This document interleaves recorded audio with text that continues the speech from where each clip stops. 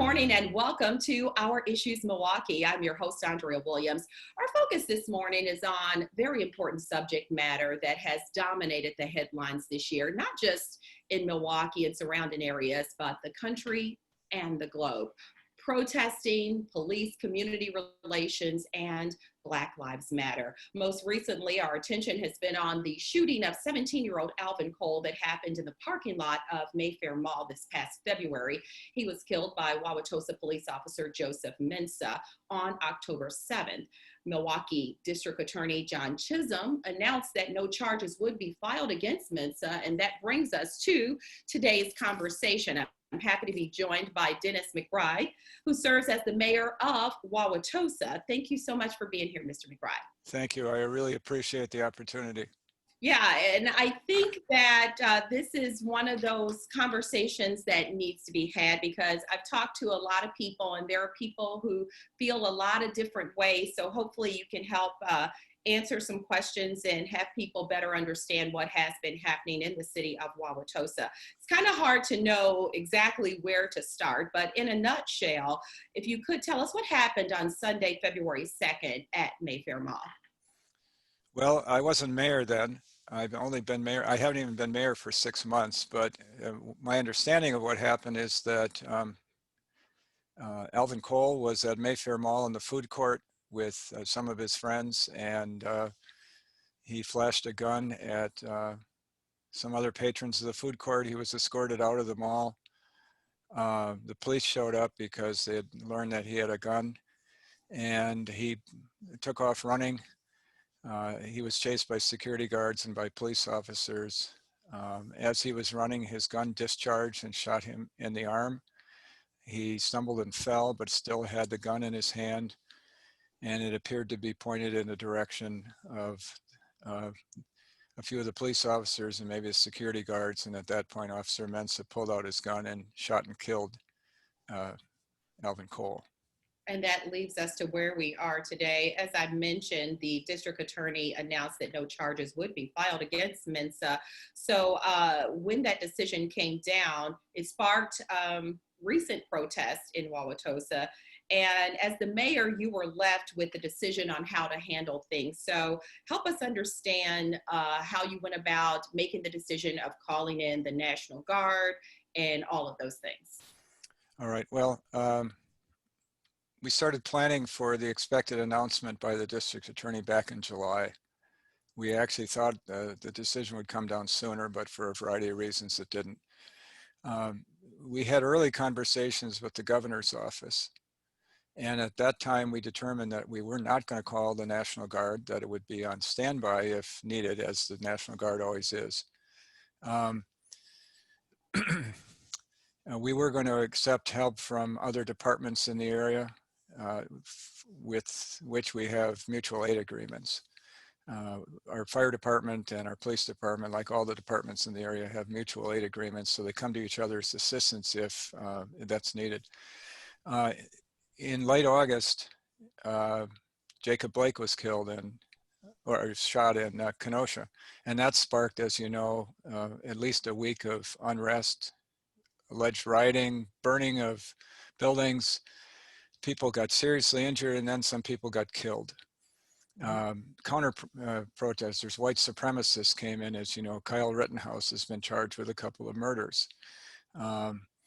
Obviously, that brought a new sense of urgency to our planning, and the governor's office was equally concerned about this, and it was determined that there was a very strong chance that something like that could happen in Wauwatosa.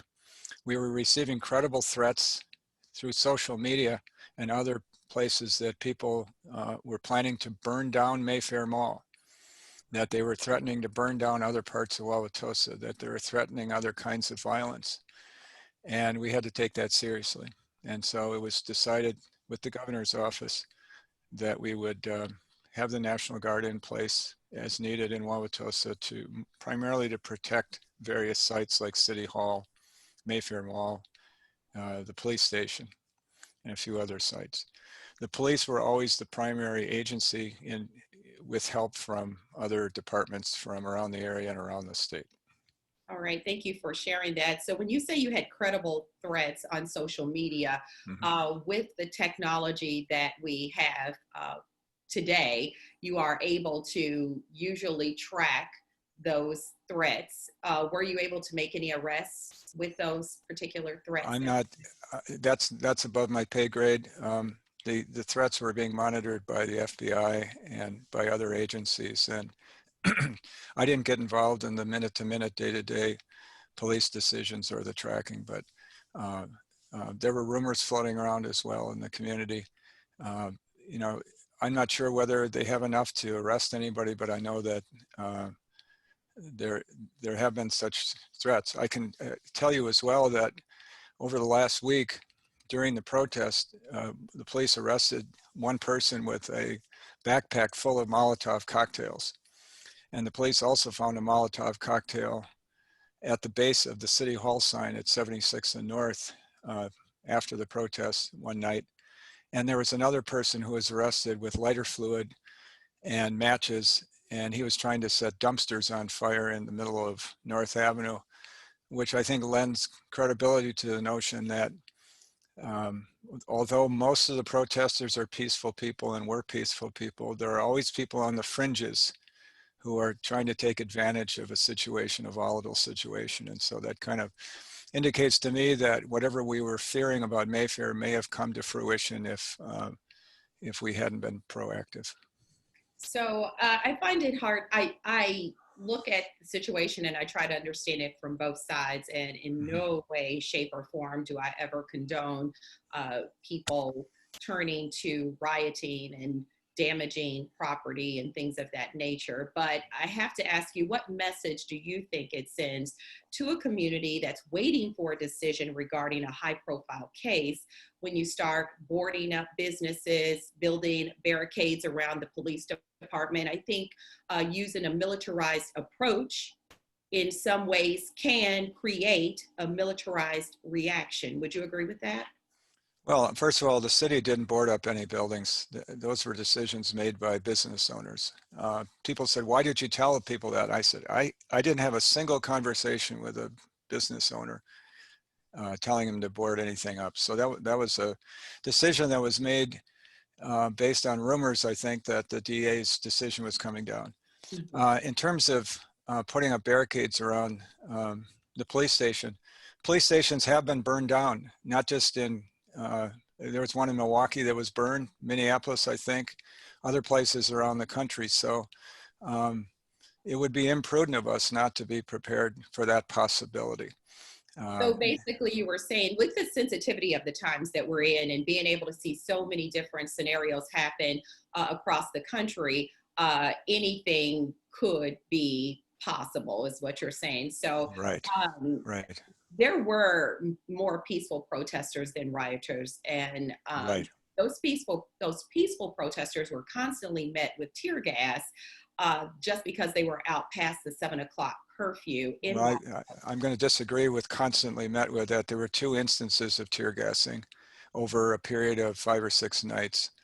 The first time it happened the first night, as you said, most of the protesters were peaceful. They marched all the way from 60th Street to 92nd Street without incident. And then a couple of people started smashing windows, actually 89th Street, started smashing out windows at 89th Street and all the way down to 94th Street.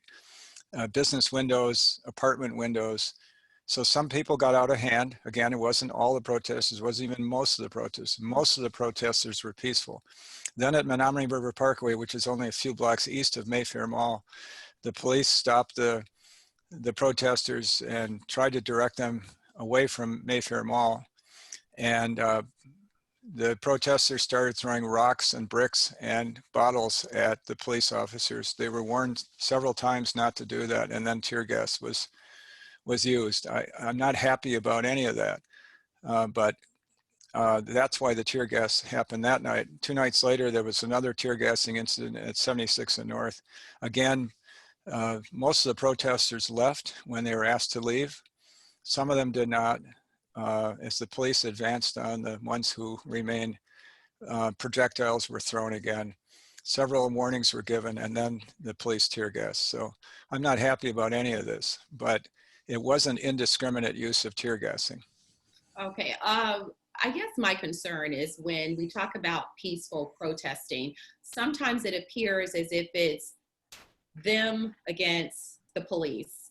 And I think that as a police department, regardless if it's Wauwatosa Police, Milwaukee, wherever it may be, I believe that they want justice and peace and accountability. And Sure. so do the peaceful protesters. So what is the problem when you have people exercising their right to protest and then they are met with uh, officers or law enforcement that's geared up like they're going to war when they really want the same thing? There's no problem. And first of all, I completely agree with the goals. I support Black Lives Matter, and I want many of the same things that the protesters want. I think most of the people in Wauwatosa want that. There's no problem. I've said this from the beginning to all the people I met with. I met with protest leaders, I met with state representatives, I've met with members of community groups, and I always say, as long as the protests are peaceful and lawful, the police will not disturb them. It's only when things have gotten to be unlawful that there's a pushback. And so that's what we need. And I've been talking to a lot of people the last several days. What we need is a common language about what it means to be peaceful and lawful. And I don't think we have that understanding at this point.